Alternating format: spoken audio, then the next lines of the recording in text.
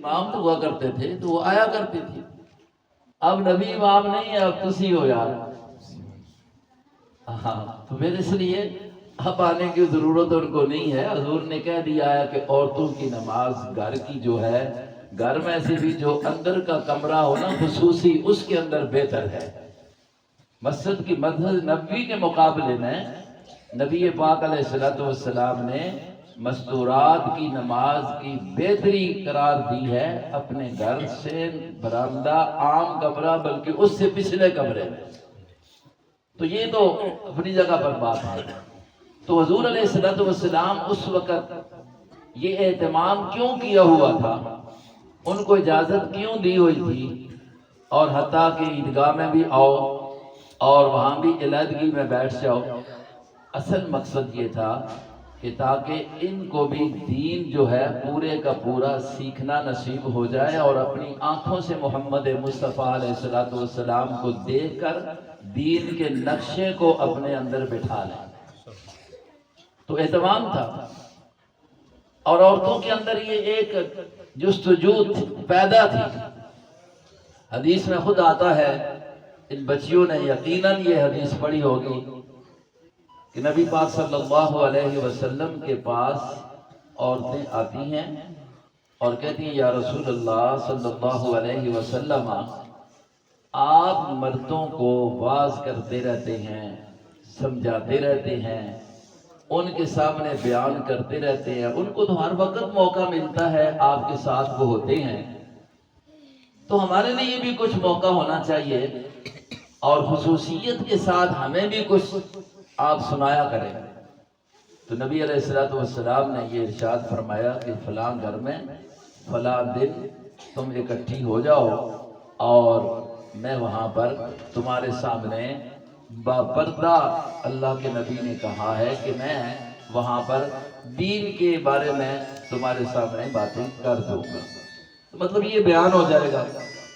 قرآن نبی کا بیان ہوتا تھا، قرآن کریم یا نبی کا بیان ہوتا تھا، قرآن کی تشریح، وہ جس کو حدیث رسول کہا جاتا ہے. تو اس طریقے سے گویا عورتوں نے خود جستجو، خود ارشاد فرما کر پیارے پیغمبر علیہ السلام کو اس بات پر آمادہ کر لیا کہ آپ نے علیحدگی میں ان کے لیے ایک مستقل محفل قائم کر کے پروگرام کر دیا. اب محفل دوسرے رنگ سے ہونے شروع ہو گئی، لیکن حضور کی محفل تو یہ تھی عورتوں کے لیے. تو یہ گویا مدرسے کا نظام بچیوں کے لیے.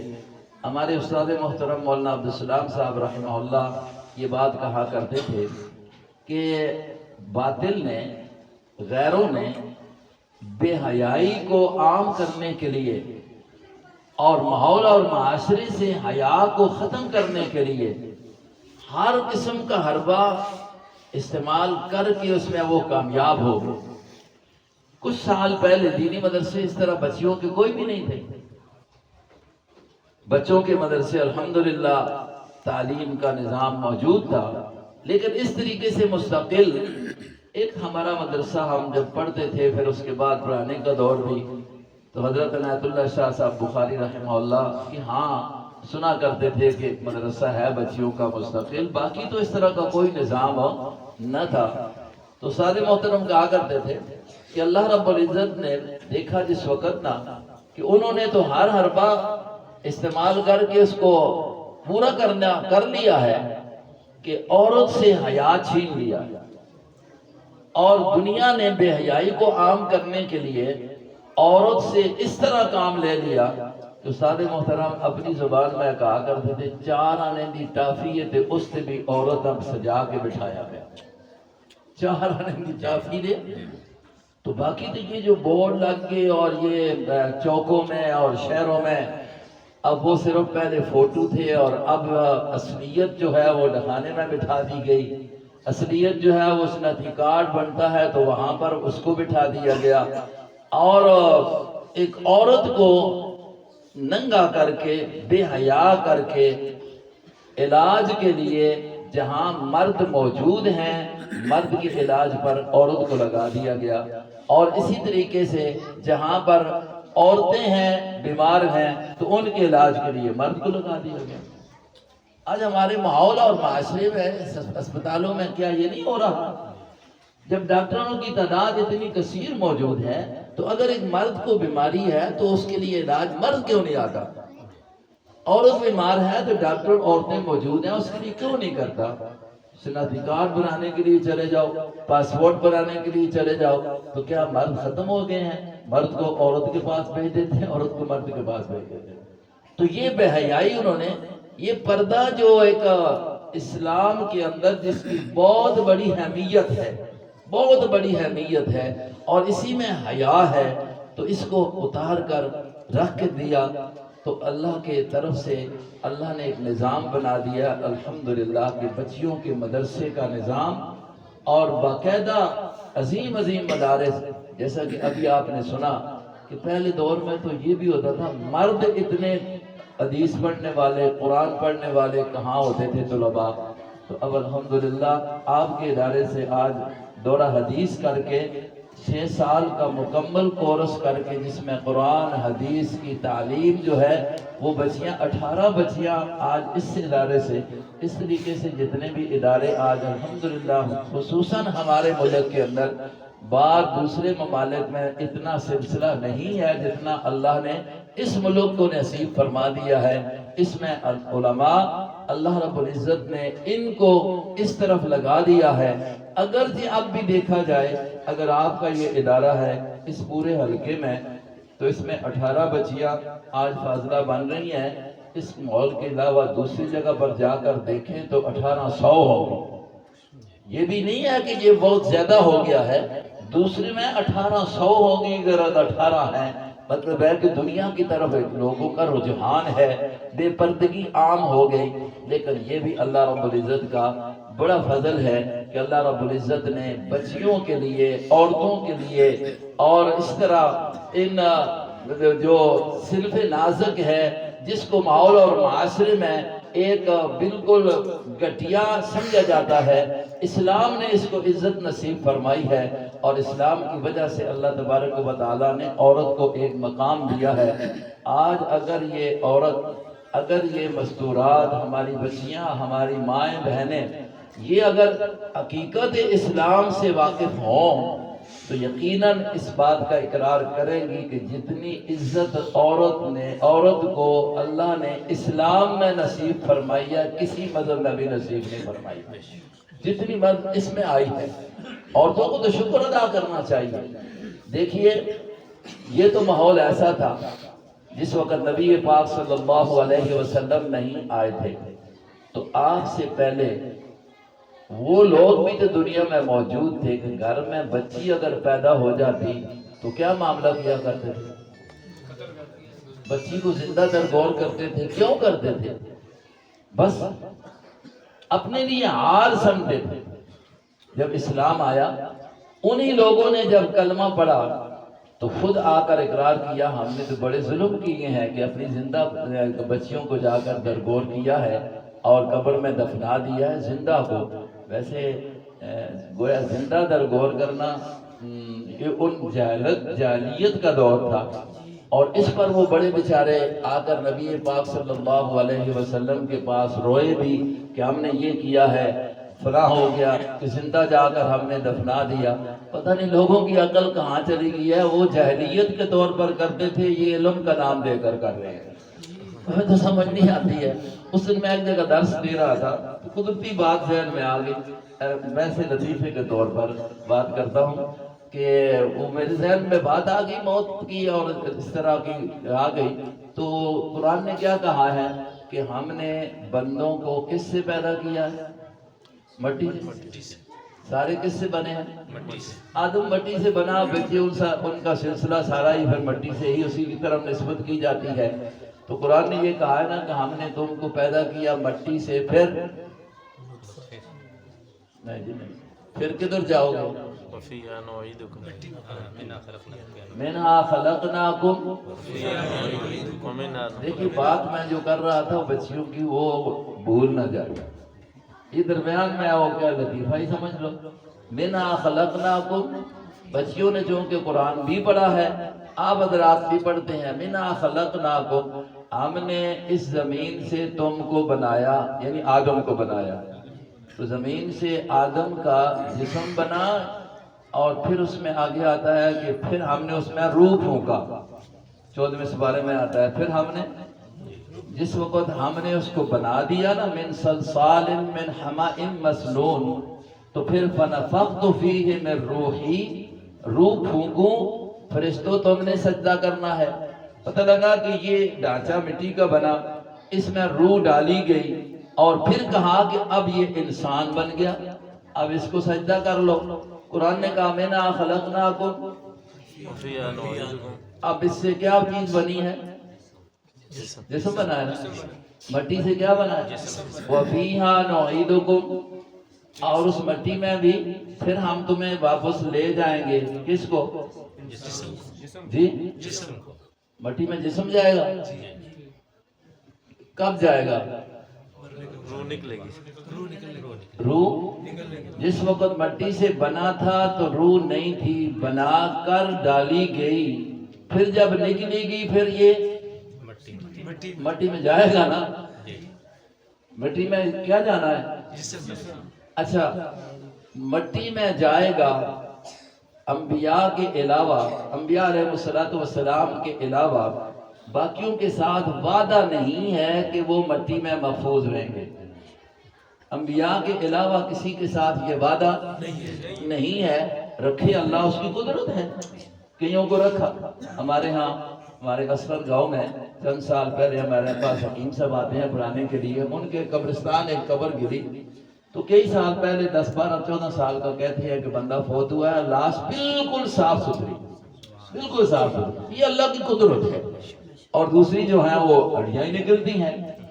تو یہ اللہ کی قدرت ہے، اس پر کسی کو انکار نہیں. لیکن نبیوں کے ساتھ تو اللہ نے کیا کر دیا؟ وعدہ کر دیا. اب فرمایا کہ اسی مٹی میں ہم تمہیں لے جائیں گے، مٹی میں لے جائیں گے، پھر مٹی سے ہی نکالیں گے. جب بنا تھا روح ڈالی گئی، جب پھر گیا تو روح نکالی گئی، پھر جب اٹھایا جائے گا تو روح ابھی اٹھے نا. تو یہ تو آسان سی بات ہے، پتہ نہیں سمجھ کیوں نہیں آ رہی. تو میں یہ کہہ رہا تھا کہ ادھر دیکھیں اللہ کا ایک عجیب نظام رہا کہ بچیوں کے بارے میں کتنی زیادتی ہو رہی تھی اور ان کو زندہ دفنایا جا رہا تھا. اور جس وقت سمجھ آئی، اسلام آیا، اور بچیوں کی اہمیت، عورتوں کی اہمیت، ان کا مقام، عزت قرآن پاک میں جب ان کے سامنے آئی تو رو رہے تھے وہ کہ ہم تو زندہ در غور کرتے رہے، زندہ در غور کرتے رہے. کتنی جہالت اور کتنی بے عقلی کی بات ہے کہ زندہ بچی کو، زندہ انسان کو نیچے دفنا کر اوپر مٹی ڈال دی جائے. تو یہ تو بڑی بیوقوفی اور صحیح جاہلیت کا دور تھا. اس کو اللہ کے قرآن نے آ کر، نبی پاک صلی اللہ علیہ وسلم نے آ کر جس وقت لوگوں کو سمجھایا تو سمجھ آ گئی. اور اللہ نے ان بچیوں کو، ان عورتوں کو ایک مقام دے دیا. ان کے مسائل وراثت وہ بتا دیے، اور کہہ دیا کہ ماں ماں ہوتی ہے، بہن بہن ہوتی ہے، بچی کا ایک اپنا مقام ہے. یہ ساری کی ساری، اور ساتھ کہہ دیا کہ ان کے لیے حیا ضروری ہے، اور بے حیائی جو ہے وہ ایمان کے شعبے کے ہی خلاف ہے.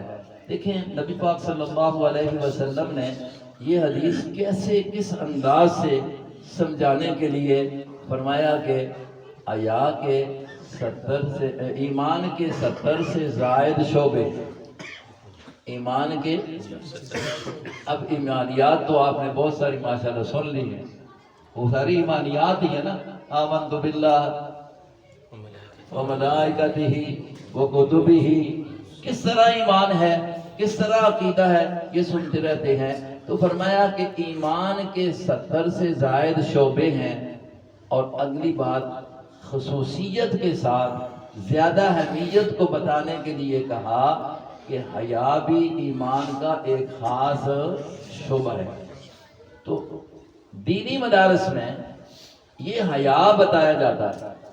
جیسے پہلے آپ نے سنا مولانا صاحب حیدر ریاض صاحب سے کہ فرما رہے تھے نا کہ الحمدللہ دینی مدارس میں اور اہل حق کے گھروں میں ایک شرعی پردہ ہے، ایک شرعی، یہ پردے کا مسئلہ قرآن پاک نے دیکھے نصوص کے طور پر، یہ اجتہادی مسئلہ نہیں ہے یا فقہی مسئلہ نہیں ہے، قرآن پاک کے اندر اس کے بارے میں اللہ رب العزت نے حکم دیا ہے عورتوں کو، مردوں کو اس چیز کا خیال کرو، اپنی نظر کے اندر حیا پیدا کرو۔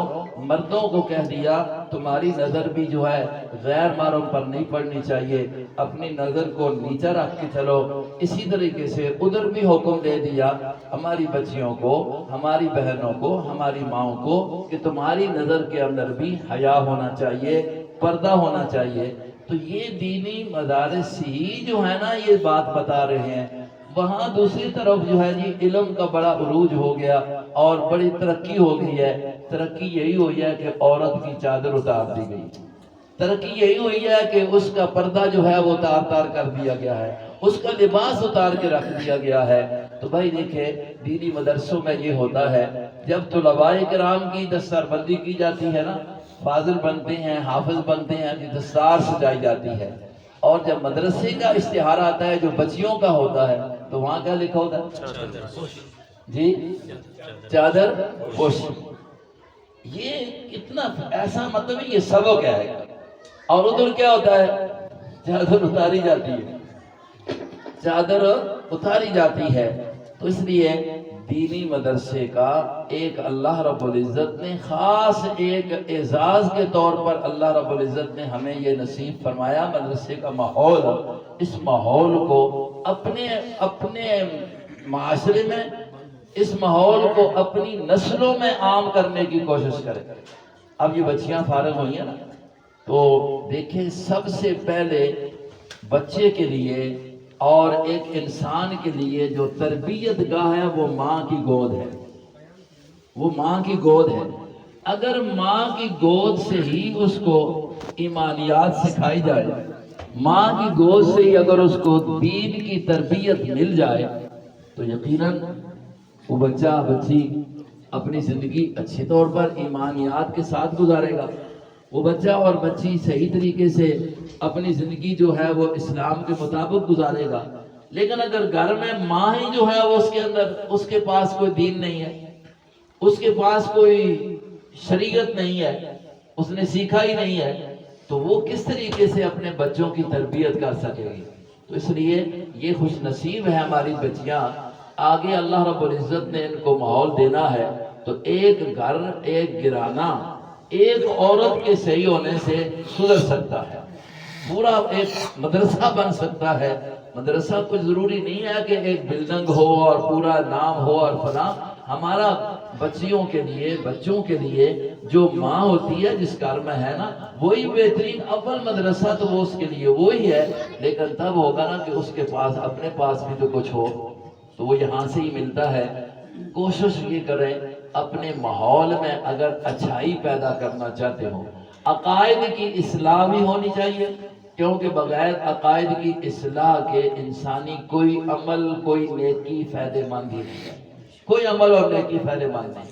لیکن جب عقیدہ صحیح ہو تو پھر نیکیوں میں اگر کمی بھی ہو جائے اور خدا نہ خواستہ انسان سے کوتاہیاں ہوتی ہیں وہ بھی ہو جائے تو اللہ تبارک و تعالی یقیناً ان کو معاف کر دیتے ہیں۔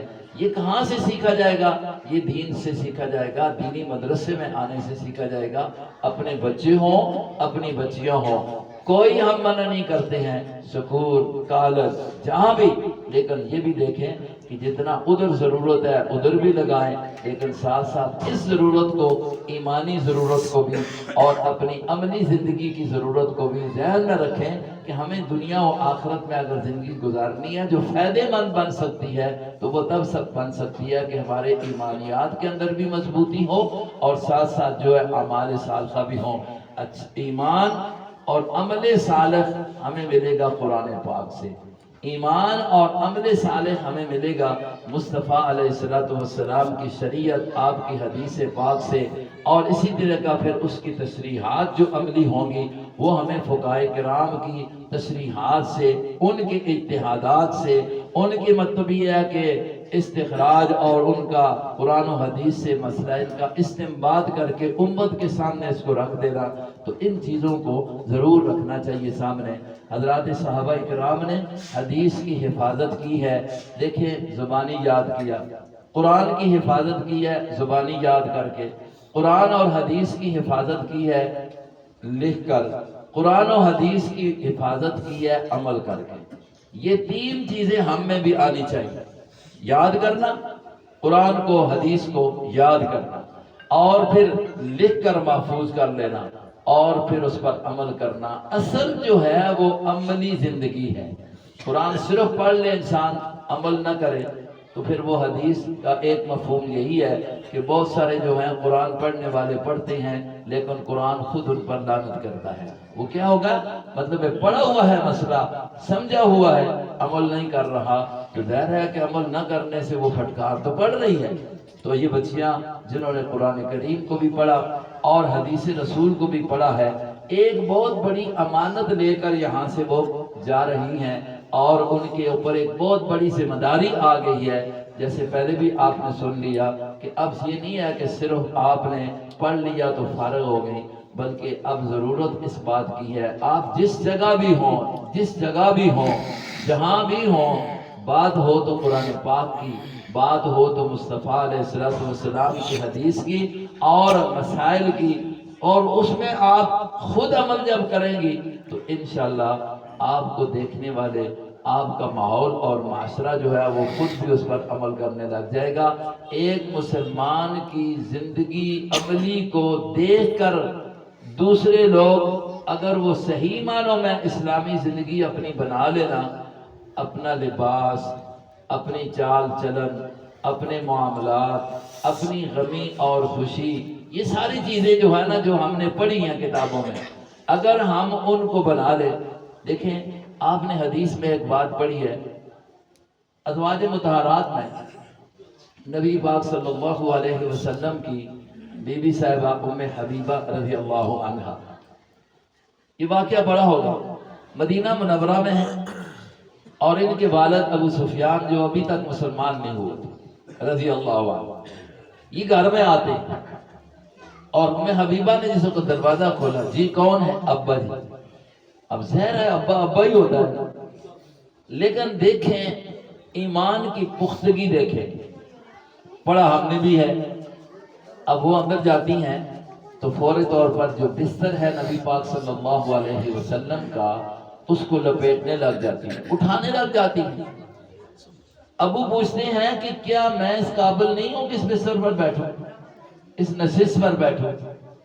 تو کیسا جواب دیا؟ ایک عورت ذات ہے نا، عورت ہے اور بیٹی ہے، تو کیا فرماتی ہے کہ چونکہ ابھی آپ کو کلمے والی دولت نصیب نہیں ہوئی ہے، جس سے طہارت ہوتی ہے، وہ نجاست ختم نہیں ہوئی ہے، کفر والی، شرک والی، کلمہ جس کو پاک کر دیتا ہے، اس لیے آپ اس بستر کے اوپر بیٹھنے کے بھی قابل نہیں ہیں۔ باقی کرام تو ٹھیک ہے کرنا ہے، لیکن یہ ہے کہ کتنے ایک پختگی ہے۔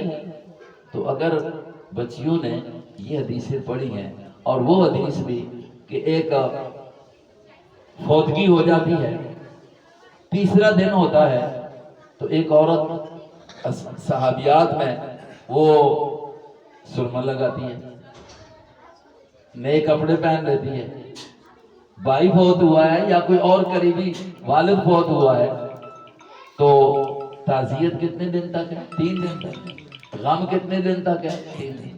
تو وہ آمدن کپڑے وغیرہ بدلا کر پوچھنے والوں کو جواب یہ دیتی ہے کہ چونکہ اللہ رسول کا قانون یہ ہے کہ خاوند کے علاوہ کسی کے مرنے پر 3 دن سے زائد غم کرنا ہی ٹھیک نہیں ہے۔ یہ عورت نے ایک عمل کیا ہے نا، ہم کہتے ہیں صرف مردوں ہی کا کام نہیں، ایک عورت کا کام ہے۔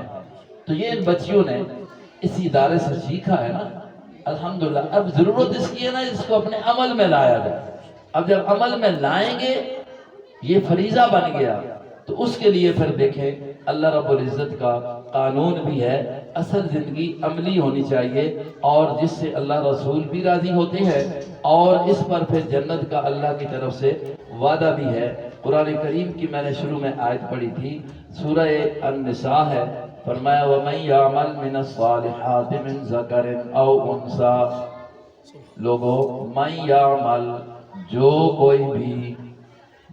کوئی من پہلے سے عام تھا لیکن آگے وضاحت بھی کر دی، جو کوئی بھی عمل کرے اچھے اعمال، من الصالحات، صالحات قرآن ہر جگہ پڑھتے ہو، الا الذین آمنوا وعملوا، دو چیزوں پر مدار نجات ہے، ایمان اور اعمال صالحہ پر۔ اعمال صالحہ کیا ہے؟ تو آسان سی بات ہے، ہر وہ عمل اچھا ہے جو محمد مصطفیٰ صلی اللہ علیہ وسلم نے بتا دیا، کر لیا، اور صحابہ اکرام نے اس کو کر لیا، تابعین نے اس کو کر لیا، تبع تابعین نے اس کو کر لیا۔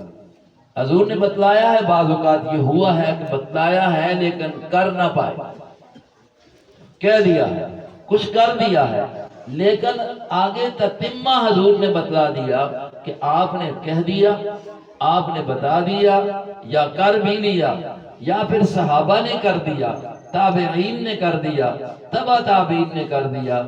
ایسا عمل جو ہے، جو کرے گا سمجھے کہ میں عمل صالح کر رہا ہوں۔ اگر یہاں نہیں ہے خیر القرون قرنی ثم الذین یلونہم ثم الذین یلونہم والی بات نہ فٹ آئے تو وہ عمل صالح نہیں بنے۔ تو نیکی کا عمل جو شریعت ہے وہ سارا نیکی بتاتی ہے، اس کو اختیار کرے، چاہے مرد کرے، من ذکر او انثی، پھر قائد لگی وَهُوَ مُؤْمِنٌ، اس حال کہ وہ مومن ہو، موحد ہو، شرک والی بات اس کے اندر نہ ہو، فَأُولَٰئِكَ يَدْخُلُونَ الْجَنَّةَ، وہ جنت میں جائے گا یقیناً، وَلَا يُظْلَمُونَ نَقِيرًا، اس کی نیکی میں، اس کے اچھے عمل پر بدلہ دینے میں اللہ ذرا برابر بھی، ایک نکیر کے برابر بھی، ایک نقطے کے برابر بھی اللہ کمی نہیں کرے گا۔ لیکن دو باتوں پر ہے، مرد کے لیے بھی عام ہے، عورت کے لیے بھی یہ بات عام ہے، عمل ہو اچھا، ایمان کے ساتھ ہو۔ اب دیکھیں عورتوں کو ساتھ شامل کیا گیا، وہ اس سورت احزاب میں ان المسلمین والمسلمات والمومنین مرد عورتوں کو جدا جدا کر کے اللہ رب العزت نے ان کی صفات اچھی جو ہیں ان کو ذکر کر کے، ان صفات کو چاہے مرد اختیار کر لے، اسلام والی صفت، قناعت والی صفت، صدقے والی صفت، اور روزے والی صفت، نماز والی صفت، یہ اگر عورت ہو یا مرد ہو، جو بھی ان کو اختیار کر لے اللہ رب العزت نے اجر عظیم عطا کرنا ہے۔ ہمارے ماحول میں کچھ یہ بات بھی چل گئی ہے کہ چلو جی عورتاں تے اتنی پابندیاں تے نہیں نہ ہوتے، گھراں دے کماں کولوں ہی باندھیاں نہیں ہوندیاں، باقی نماز ہے تو مرد کے لیے ہے، زکوٰۃ ہے تو مرد کے لیے ہے، فلاں فلاں یہ ہے، نہیں، قرآن پاک نے جس طرح سب کے لیے ایمان مرد و عورت کے لیے ضروری قرار دیا، اسی طریقے سے ارکان اسلام جو ہیں وہ سارے مرد عورت کے لیے کیا کر دے، برابر۔ جو رخصتیں ہیں وہ اللہ نے بتا دی نبی علیہ السلام کے ذریعے، وہ الہ آباد ہے۔ تو آپ اپنی مدرسہ سے فارغ ہو رہی ہیں تو اس ذہن سے جائیں کہ یہ امانت جو آپ کے حوالے کی گئی قرآن و سنت کی صورت میں، اب اس امانت کا حق ادا کرنا ہے۔ حق کیا ہوگا؟ دوسروں تک پہنچانا۔ حق اس کا کیا ہوگا؟ اس کے مطابق عمل کرنا۔ جو کچھ پڑھا ہے اس کو عملی زندگی میں کر کے محفوظ کرنا ہے۔ اگر پڑھانے کا موقع نہیں مل رہا، بتانے کا تو مل ہی جاتا ہے، اپنے ماحول میں اپنے بچوں کو بتا سکتا ہے، وہی مدرسہ بن جاتا ہے۔ اپنے ماحول کے اندر جو اپنے عزیز و اقارب ہیں، اسی طریقے سے پڑوسی ہیں، ان کو یہ بتایا جا سکتا ہے، یہی پڑھانا ہے۔ اور ساتھ ساتھ سب سے بڑی عملی زندگی جو ہے اختیار کر لینا، یہ علم کو محفوظ کرنے کی بہت بڑی ایک ضرورت اس طریقے سے ہے۔ ہم نبی علیہ السلام کی وہ دعا اس کو مد نظر رکھیں۔ آپ نے فرمایا نا روزانہ صبح پڑھنی چاہیے، اے اللہ انی اسألک علما نافعا، اللہ ہمیں علم نافع عطا کر۔ علم نافع یہ ہے جس پر عمل ہو، اگر عمل نہیں ہے تو علم نافع تو نہ ہوا، الٹا نقصان دہ ہوگا۔ علم نافع یہ ہے کہ دوسروں تک پہنچا دیا جائے، اور نبی علیہ الصلوۃ والسلام کا یہ ارشاد آپ سامنے رکھیں. ہم نے پڑھا ہے حضور نے آخری حجۃ الوداع کے موقع پر یہ جو خطبے میں بات فرمائی تھی نا، بھائی جو موجود ہیں ان کا فرض بنتا ہے دوسروں تک پہنچا دیں. جو موجود ہیں ان کا فرض ہے کہ دوسروں تک. اب آپ 18 بچیاں الحمدللہ یہاں قرآن و حدیث کا سبق لے کر جا رہی ہیں. 18 علاقوں میں آپ جائیں گی، 18 گھروں میں، برادریوں میں آپ جائیں گی، تو وہاں تک اس کو پہنچانا بھی آپ کی ذمہ داری اور مدرسے کا حق تب ادا ہوگا کہ یہ امانت جو ہے اس میں خیانت نہ ہونے پائے، دوسروں تک اس کو پہنچا دے اور خود اس پر عمل کرے. قرآن کریم کی جو آیت میں نے پڑھی، قرآن اور دین جو ہے یہ اللہ کی طرف سے ہے، اس کی حفاظت اللہ خود کر رہا ہے. خوش نصیب ہیں وہ لوگ جو اس پر اللہ نے لگا دی، ورنہ وہ دین قرآن ہمارا محتاج نہیں. ہم ضرور اس کے محتاج ہیں، یہ ہمارا محتاج نہیں ہے. بس اللہ جس کو قبول کر لے، لگا دے، وہ اپنی خوش قسمتی سمجھے اور اس پر اللہ کا شکر ادا کرے. اللہ تبارک و تعالی سب بچی جتنیاں بھی فارغ ہو رہی ہیں، اللہ دنیا و آخرت کی کامیابیاں نصیب فرمائے. حقیقت میں اپنے ماں باپ کے لیے خوشیوں کا ذریعہ بنائے اور دین کے ساتھ ہمیشہ وابستہ رہنے کی قیامت تک اور پھر مرنے تک اللہ تبارک و تعالی ہمیں اس پر قائم رہنے کی توفیق نصیب فرمائے. وآخر دعوانا ان الحمدللہ رب العالمین. اللہم صلی